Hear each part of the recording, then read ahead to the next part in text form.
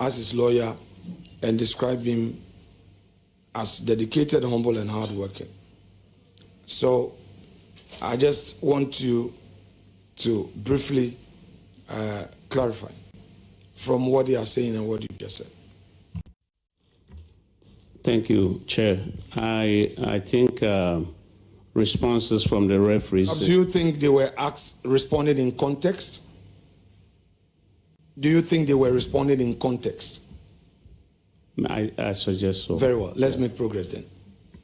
How old are you? 72.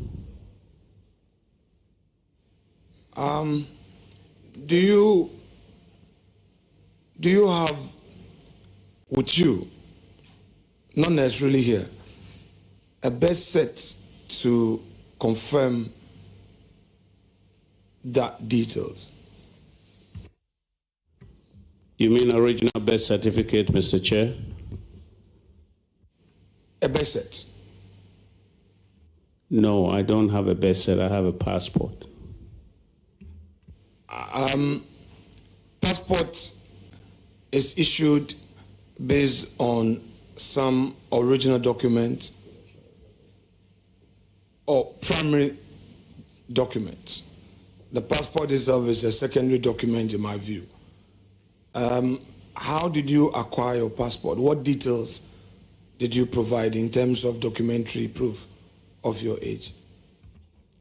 I do have the document, but I was responding to the readiness of it. But if I have to provide it, yes, I'll be able to provide it. So you have a birth set?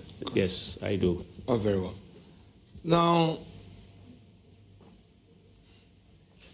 you lived abroad and came to Ghana and went back home to serve your people.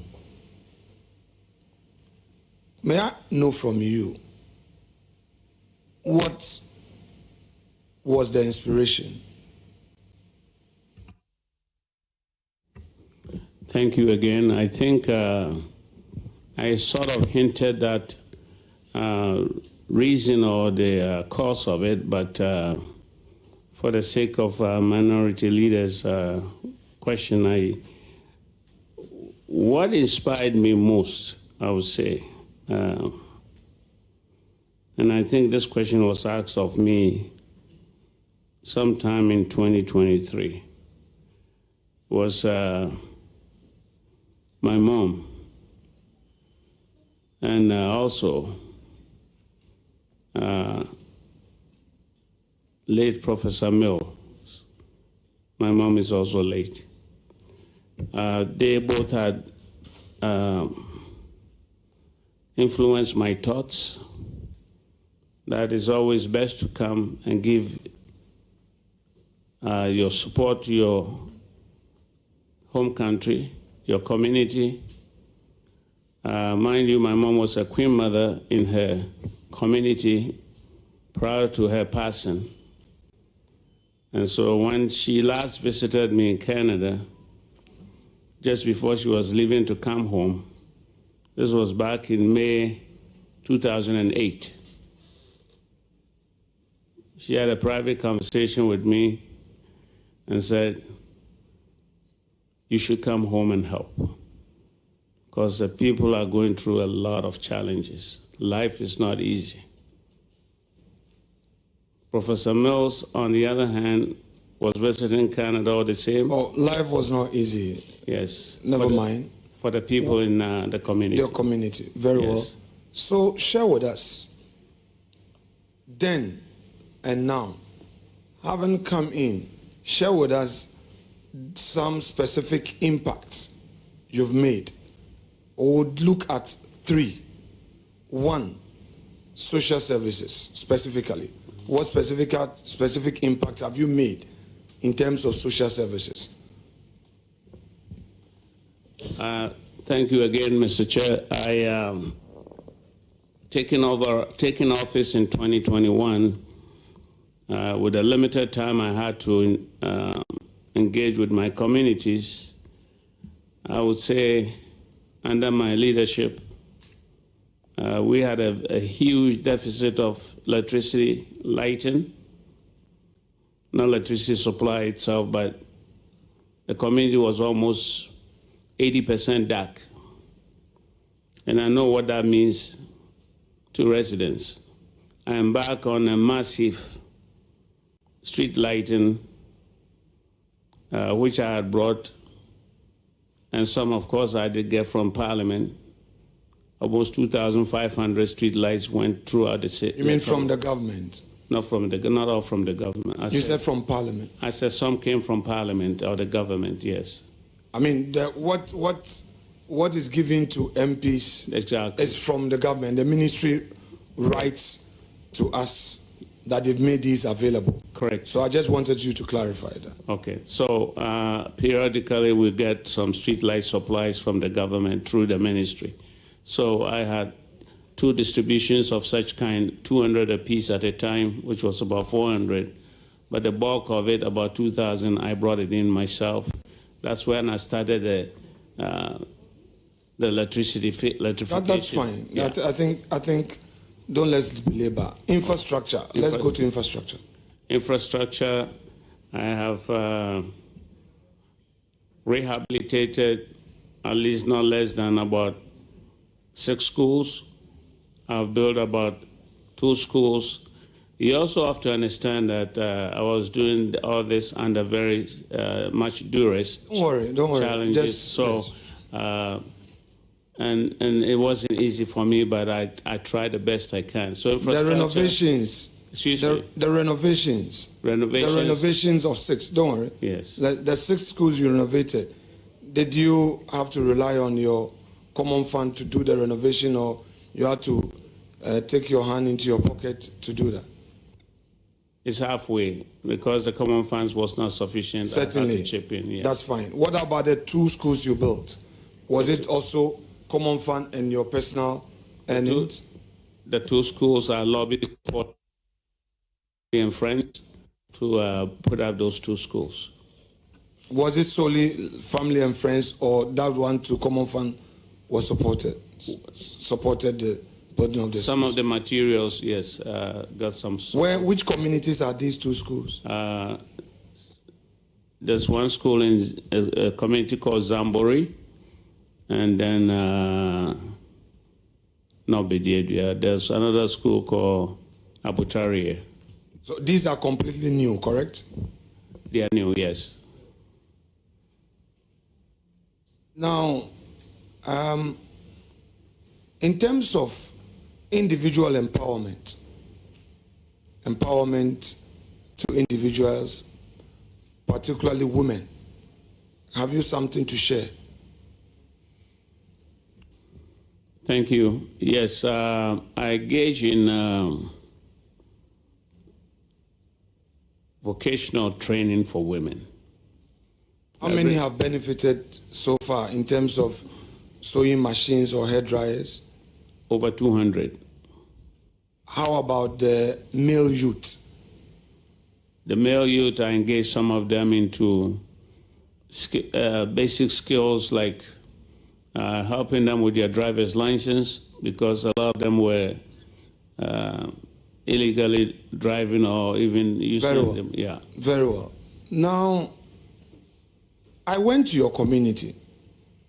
Something struck me, and I've shared this with you privately. Yes. But I also think that it is good for democracy to say it publicly. Okay. When we went there, and forgive me anyway, don't be too offended, I was there to campaign for my candidate, or our candidate. Obviously, there was competition. And the various communities we visited, it wasn't about you.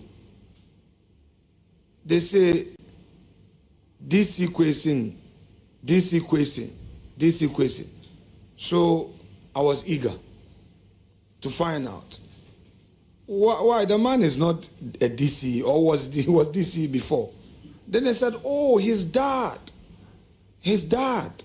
many years ago, what he did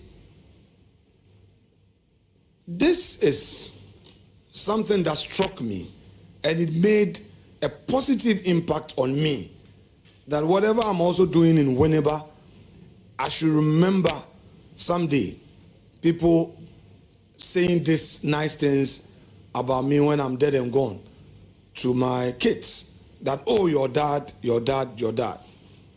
How would you say daddy's records have helped your political career?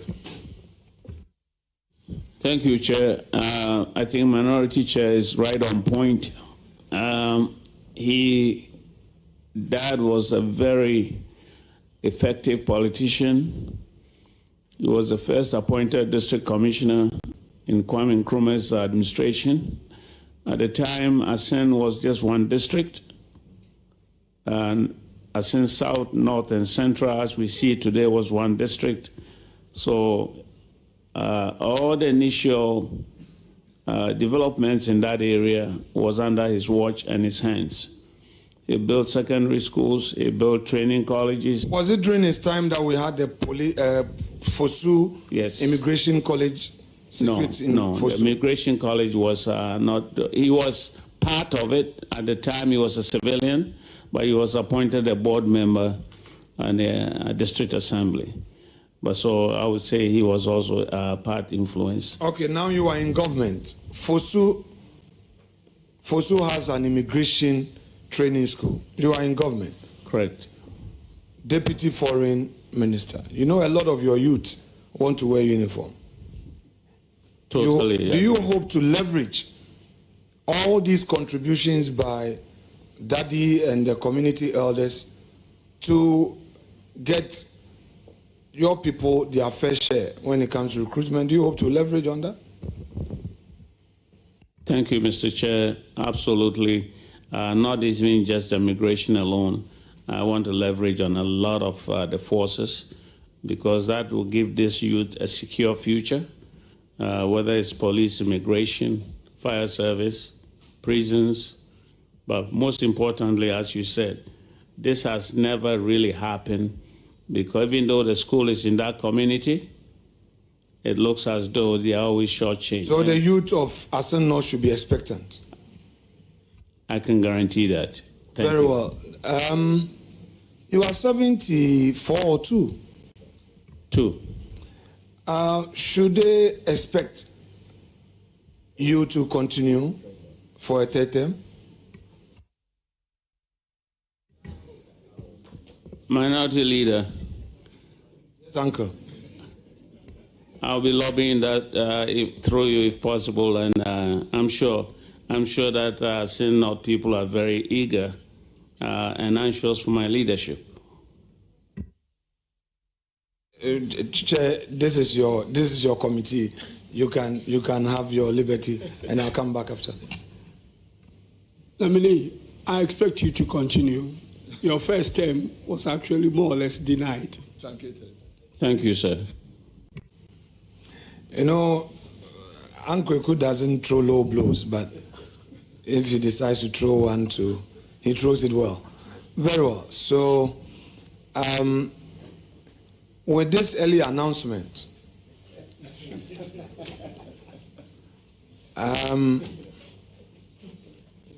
you must be aware that your style of retail politics has helped you.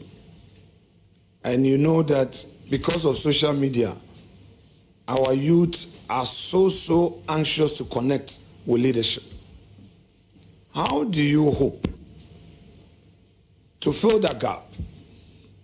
Foreign Minister, Deputy Foreign Minister, a lot of travel.